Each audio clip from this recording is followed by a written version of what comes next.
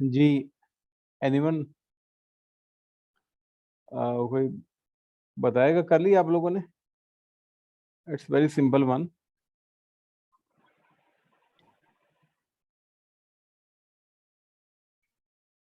अच्छा चलो इसको, जी sir Arshad.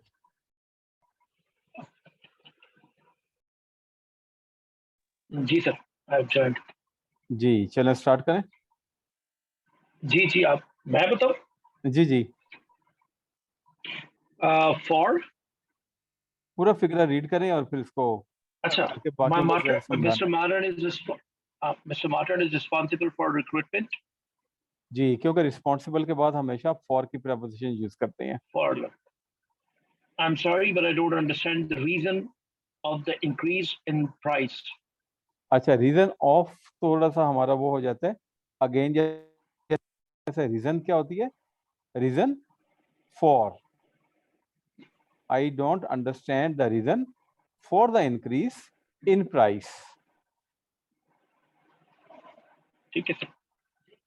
In this company, salaries depend on the level of responsibility. जी, जहां पे भी डिपेंड आएगा उसके साथ प्रपोजिशन कौन सी यूज करेंगे? On, depend on. You have to pay for the tickets the day you order them. Yes, पे फॉर होता है, रिस्पॉन्सिबल फॉर होता है, रीजन फॉर होता है, पे फॉर होता है।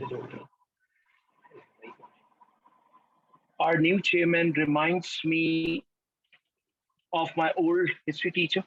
जी, या रिमाइंड, about भी कह सकते हैं. रिमाइंड ऑफ, ये remind Remind me of of the my ancient. old history. जी, And the next one is, do you think the report could be translated into the English? Into yes, English? Yes into English for the meeting tomorrow, क्योंकि For the meeting आप एक tomorrow. जगह से Thank you दूसरी for. जगह पे काम करें तो इसलिए आपको इनटू वाली जो कंपाउंड प्रपोजिशन है वो लगानी पड़ेगी। Thank you for offering to help. It's very kind for me. Kind of you, it's very kind of you, आपकी बहुत मेहरबानी। Sorry, you. Actually, I thought you. मैं me पढ़ा तो वो मैं चल गया. ठीक है, kind of you. That's right. जी, Sorry. Look at the woman in the picture. Who is she? Who is she? Yes, yes, look, look के साथ हमेशा एट लगाते हैं, लुक एट, किसी को देखना।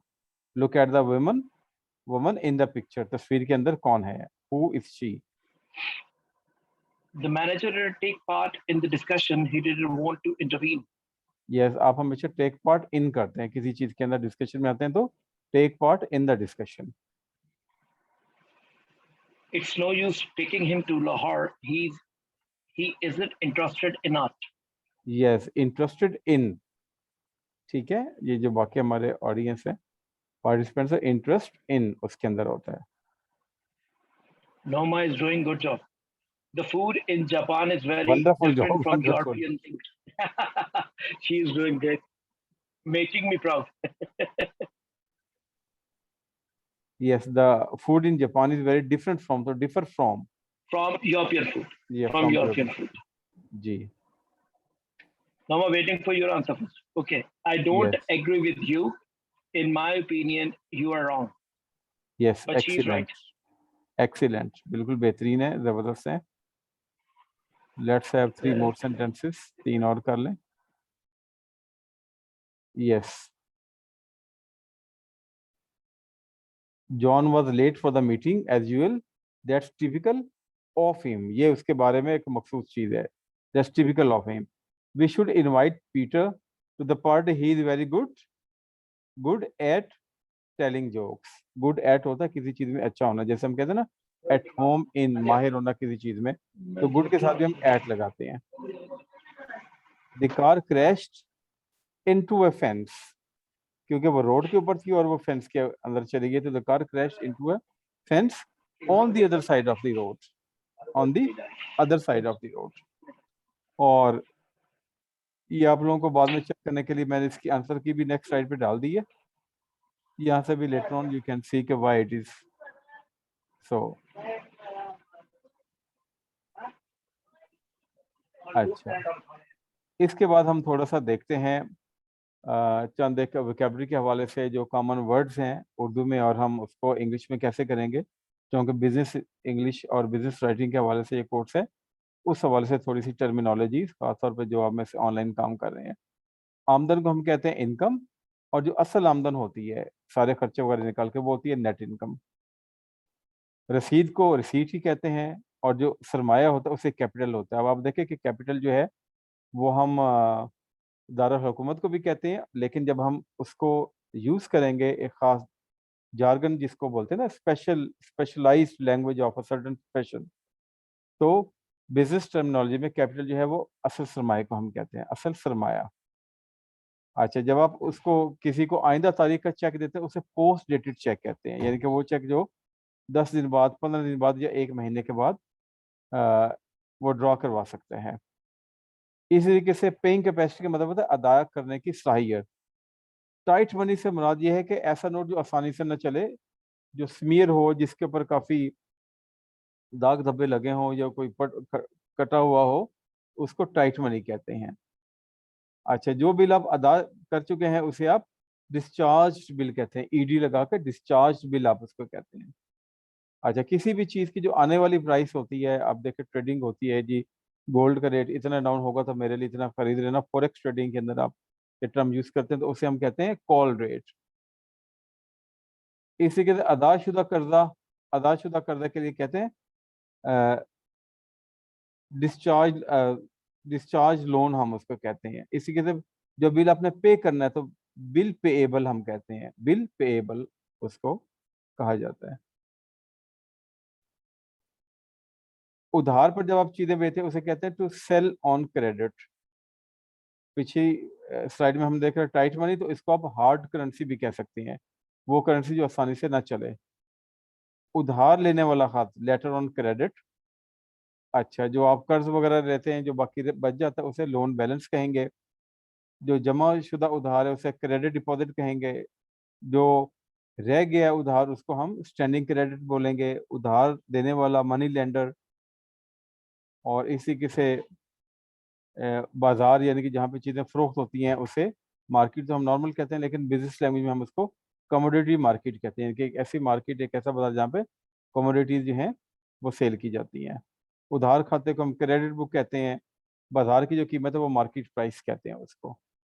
तो ये चूँकि आसान से वर्ड्स मीनिंग है, ये आप इसको आराम से बाद में देख लीजिएगा, ये वर्ड मीनिंग दिए हुए हैं, तो बजाय इसके ऊपर हम टाइम लगाएं तो मैं आपसे कुछ और चीज़ें शेयर कर लेता हूँ। अच्छा, ये वो वर्ड्स हैं जो कि कोहेसिव डिवाइसेस कहलाते हैं। आप इनको अपने फिक्रों को जोड़ने के लिए इस्तेमाल करते हैं। मसलन पहला एडिशन के लिए कौन सा वर्ड है, एंड है, इन एडिशन है या आल्सो है। इसके अलावा कुछ और वर्ड भी हैं। ये कैसे यूज होंगे, like your salary adjustment has been reviewed. अच्छा, अब एक दूसरा फिक्र है, it is approved by the management committee या it was approved by the management committee. जब आप इसको मिला के एक फिक्रा बनाएंगे तो आप वहां पे कंजंक्शन एंड का इस्तेमाल करेंगे। तो एंड जो है वो दो चीज़ों को मिलाने के लिए इस्तेमाल होता है, एडिशन के लिए इस्तेमाल होता है। इन एडिशन भी इसीलिए यूज होता है, like in addition to serving the notice the HR was also warned. Also का वर्ड भी इसलिए यूज होता है। मोर ओवर, फर्दर मोर, ये सारे इससे यूज होते हैं। कॉज एंड इफेक्ट के लिए, यानी कि बिकॉज ऑफ के लिए बिकॉज को हम यूज करते हैं कॉज एंड इफेक्ट वाले सेंटेंस में, like the flight was delayed because of fog. धुंध थी जिसकी वजह से फ्लाइट जो है वो डिले हो गई। तो ऐसी जगहों पे हम कॉज एंड इफेक्ट के लिए बिकॉज ऑफ का इस्तेमाल करते हैं। अच्छा, बिग वर्ड और सिंपल वर्ड जो हम कहते हैं कि मुश्किल की जगह आसान अल्फाज इस्तेमाल करते हैं, चंद एक एग्जांपल हैं।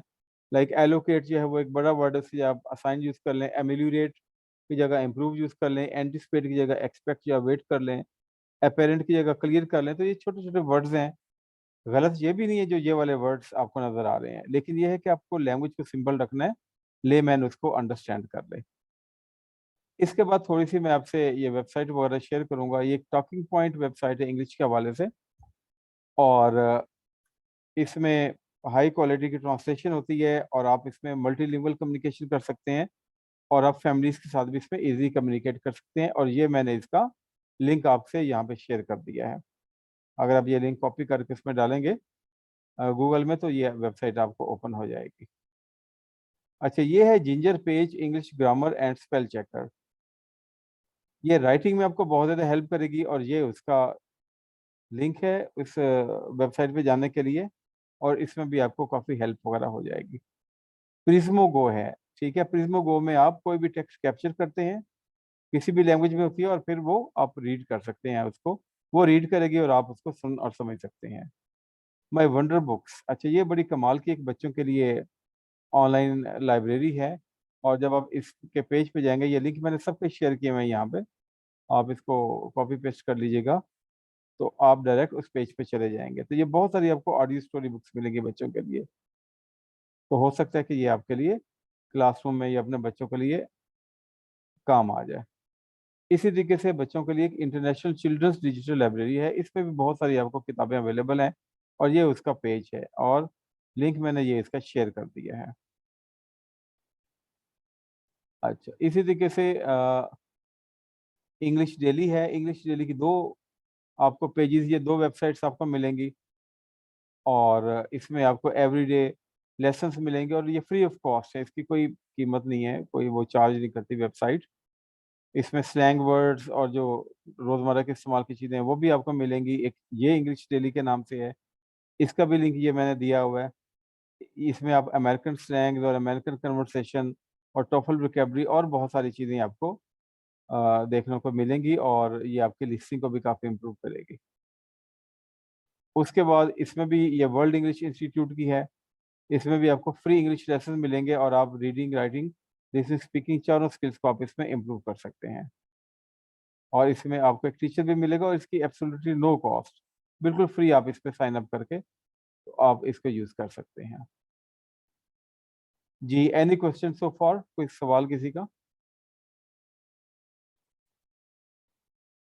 बिकॉज़ नो हियर सर, दी वो तो जब वेबसाइट को जब चेक करेंगे तो वो वक्तन फवक्तन क्वेश्चन तो निकलेंगे। अभी तो जो वो पीछे किया वो भी क्लियर था, और I think so it's also these are also very clear. ठीक है, चलें, गुड इनफ।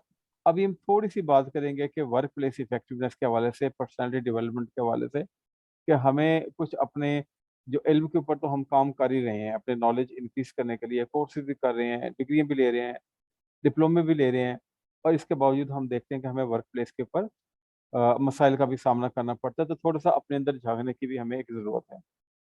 अच्छा, इसमें आप देखें कि जो लोगों को डील करना वो सबसे मुश्किल काम है। जब आप स्टडी कर रहे होते हैं, तो उस वक़्त एकेडमिक्स आपके लिए 80% इम्पोर्टेंट होती है, और 20% बाकी की एक्टिविटीज़ होती हैं।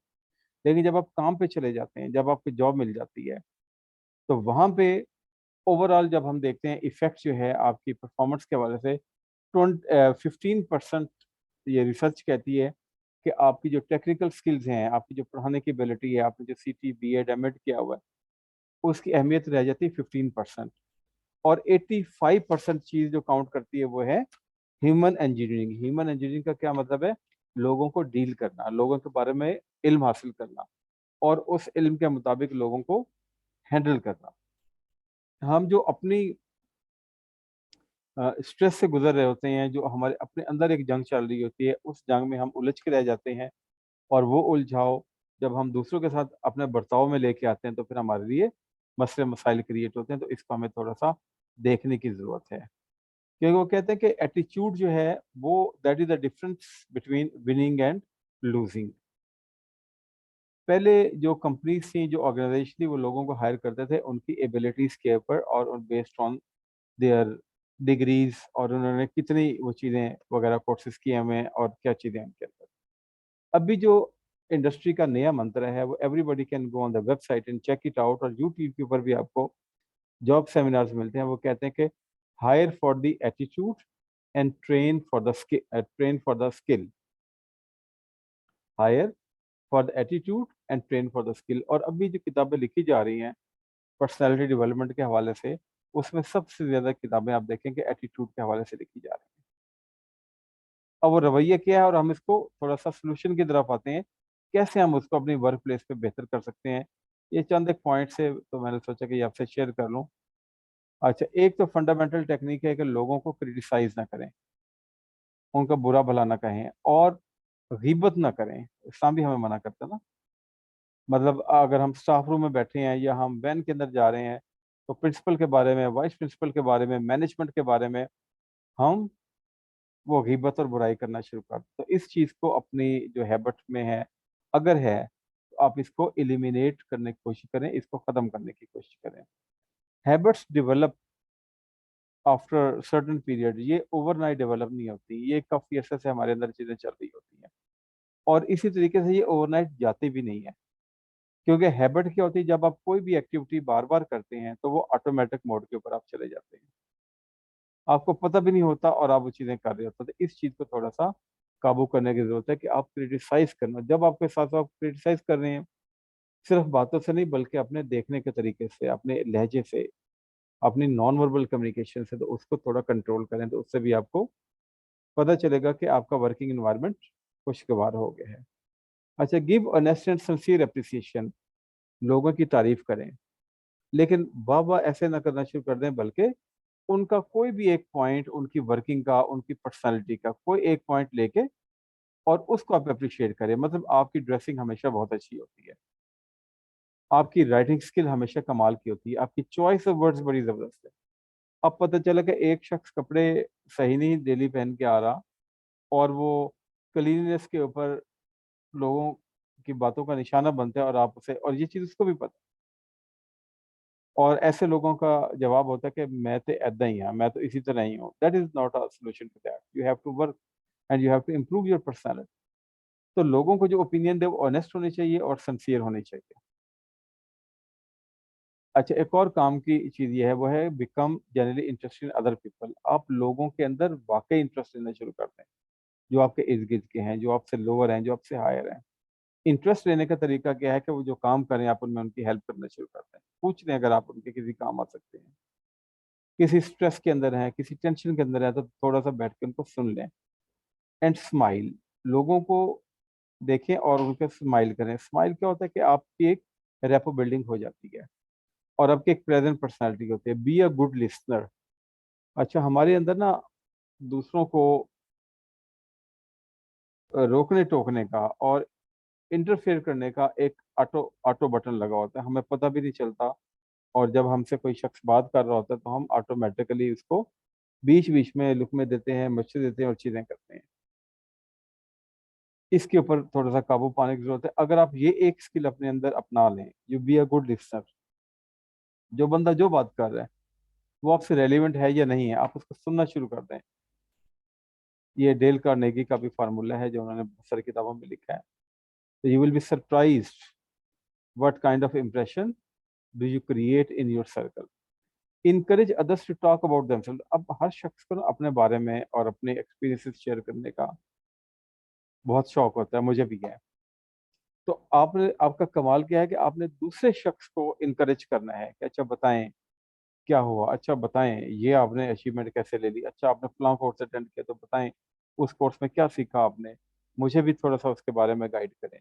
कोई अच्छा पढ़ा रहा है आपका सब्जेक्ट, आप मैथ पढ़ा रही हैं, वो भी अच्छा मैथ पढ़ा रही हैं, अब उन्हें क्या, आप ये टॉपिक आके जरा मेरी क्लास में भी पढ़ा दें जब आपको टाइम हो, और उसको अप्रिशिएट करें। इससे आपके बैरियर्स टूटेंगे, जो आपके आपस के अंदर बैरियर्स हैं, ठीक है। Show respect for the other person opinion.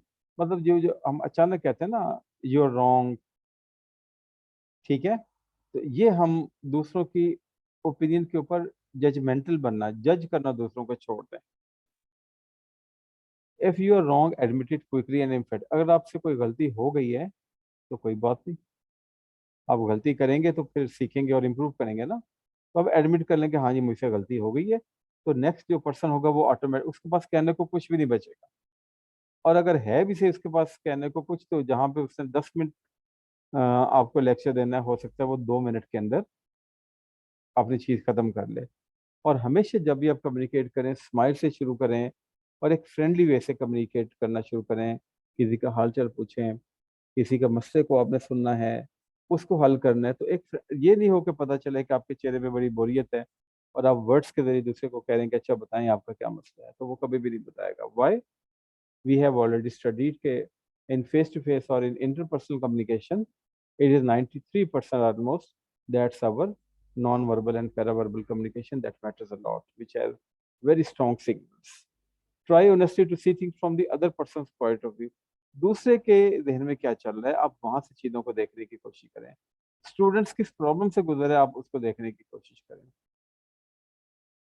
बात करते हुए डोंट बी लाउड, वो हम हो जाते हैं लाउड, कोशिश करें कि आप लाउड नहीं हो, धीमी आवाज में बात करें, और जहाँ पे लाउड हो वहां पे हो।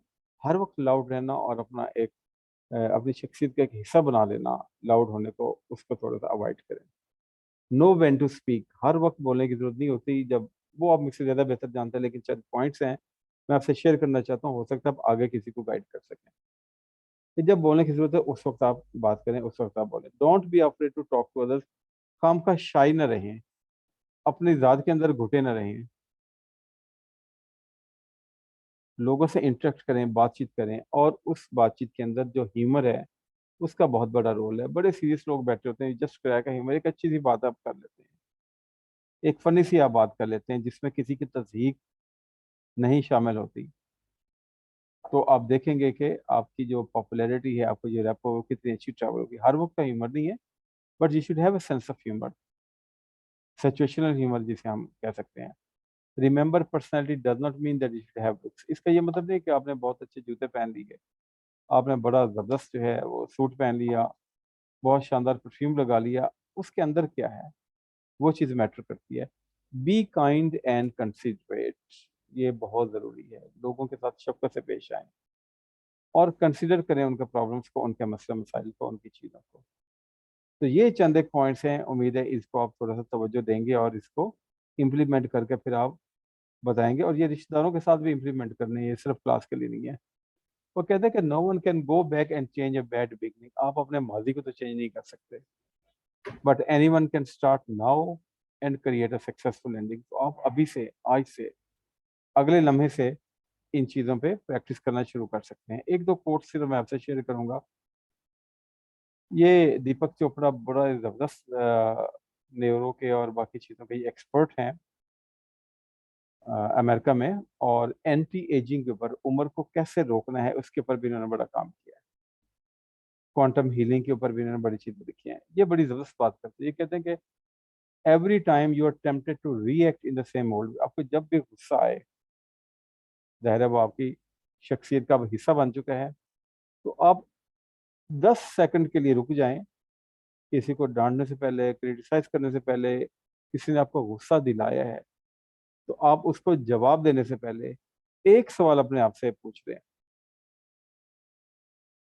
कि do you want to be a prisoner of the past, कि आप माजी की तरह अभी भी बिहेव करना चाहते हैं, माजी का आप कैदी रहना चाह रहे हैं, और you want to be the pioneer of the future, या आप एक नया मुस्तकबिल जो है वो क्रिएट करना चाहते हैं, स्माइल के जरिए, फ्रेंडली शख्सियत के ज़रिए, लोगों के मसाइल सुनने के ज़रिए। वो आपको क्रिटिसाइज़ करें तो आप उसको इग्नोर कर सकते हैं कि चलें कोई बात नहीं। और लास्ट में मैं आपसे ये कहूँगा कि ये चंद एक टॉपिक्स हैं, ये आपके पास नोट्स की शक्ल में आ जाएँगे, इनको देखिएगा, ठीक है? और कोशिश करें इसके ऊपर कुछ मटेरियल आप इकट्ठा करें, और किसी भी टॉपिक के ऊपर अगर आप अगली क्लास में आके 2 मिनट, 3 मिनट आप बात करना चाहें, तो I think it will be very good. कि चूँकि अभी हमारा वो एंडिंग स्टार्ट हो चुकी है कोर्स की, जुलाई में इंशाल्लाह, तो आप अब थोड़ा-सा स्पीकिंग और कम्युनिकेशन की तरफ भी आ जाएँ। इसके अलावा भी अगर आपको कोई टॉपिक अच्छा लगता है, जो कि डेवलपमेंट और पर्सनैलिटी ग्रूमिंग के हवाले से है, तो आप उसको भी तैयार करके आ सकते हैं और उसके ऊपर भी बातचीत कर सकते हैं। तो from my side here we come to the end of today's session, और अगले सेशन में बता दीजिएगा कि आप नेक्स्ट वीक में फ्राइडे, सैटरडे, थर्सडे, फ्राइडे रखना चाह रहे हैं, या उसको नेक्स्ट वीक में लेके जाना चाह रहे हैं। ईद ज़ाहिर है तो वो सब ने ही एंजॉय करनी है, तो आपका भी पूरा हक है और मेरा भी है उस हवाले से। Any question, if any one of you has any question, so please I am open. Sir, if you have the whole week off, then it's my suggestion. And I fully agree with your suggestion sir. मेरी side से तो ऐसा ही है कि हम इसको next week के ऊपर ना रखें क्लास, हाँ और हम एग्जैक्टली, उसके नेक्स्ट वीक में हम कर लेंगे। जी जी, ताकि वो एक मुकम्मल तौर पे ईद जो है वो एंजॉय हो सके। जी, बिल्कुल सुकून के साथ क्योंकि ईद मुबारक। एज मेल आपको पता है कि कहीं ना कहीं कोई ना कोई बारबेक्यू जी सेटिंग जी हो जाती है फ्रेंड्स के साथ, तो फिर मैं अगर टीचर ना होता इस कोर्स में तो मैं यही कहता कि सर 2 हफ्ते की छुट्टियां दे दें, उसके बाद हम इसको देखेंगे। But Now being you a have to teacher, for our feelings. हाँ, but I am on the other side of the table, तो मुझे कहना ही पड़ेगा आप लोगों के, भाई अगर आप अगले हफ्ते भी पढ़ने के लिए तैयार है तो मैं हाजिर हूं उसके लिए। लेकिन मैं यही Actually, कह you रहा are हूँ कि आप compelled.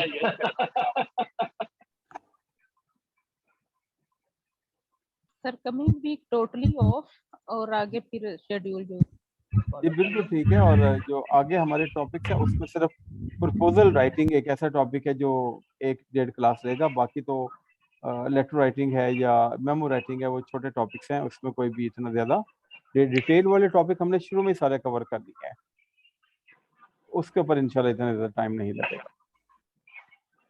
तो चले, if you have nothing else to say then take care and happy Eid मुबारक इन एडवांस। ठीक है, अपना ख्याल रखें, एंजॉय करें लाइफ को, और फिर हम इंशाल्लाह नेक्स्ट टू नेक्स्ट वीक हम आपस में मिलेंगे। सर बहुत Thank you so much, sir. Okay, बहुत Thank शुक्रिया, ठीक है, Thank you so much, and advance Eid Mubarak to all of you. Thank you जी, थैंक यू।